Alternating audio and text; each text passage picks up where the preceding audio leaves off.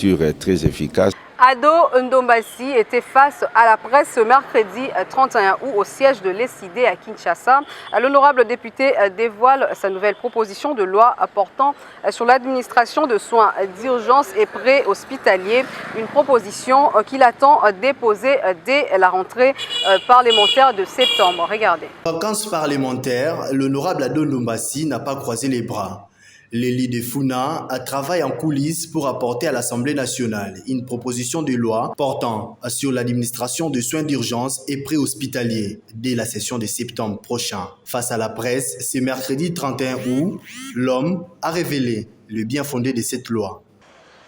La question des soins d'urgence et préhospitaliers ne fait exception d'aucun rang social.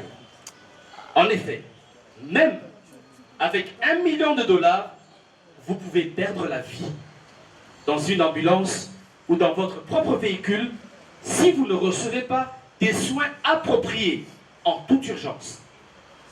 La situation des ambulances dans notre pays est alarmante et devrait interpeller chacun de nous. En ce qui concerne la protection civile, notre gouvernement n'applique à ce jour aucune politique en matière de secours de la population à la survenance des incendies. La restructuration du système sanitaire en RDC, la prise en charge rapide des malades, la dotation d'un service d'urgence d'une équipe solide et bien équipée. Les dispositions générales de l'organisation et du fonctionnement des soins préhospitaliers, des transports sanitaires, de l'enseignement de la médecine d'urgence et des dispositions finales. Voici ce qu'il faut retenir de cette proposition de loi.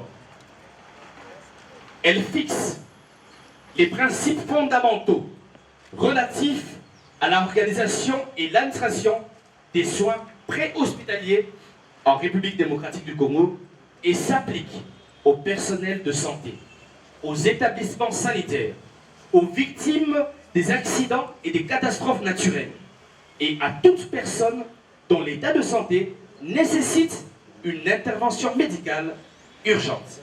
Toutefois, l'organe délibérant devra approuver et adopter cette loi pour que celle-ci soit bénéfique au peuple congolais.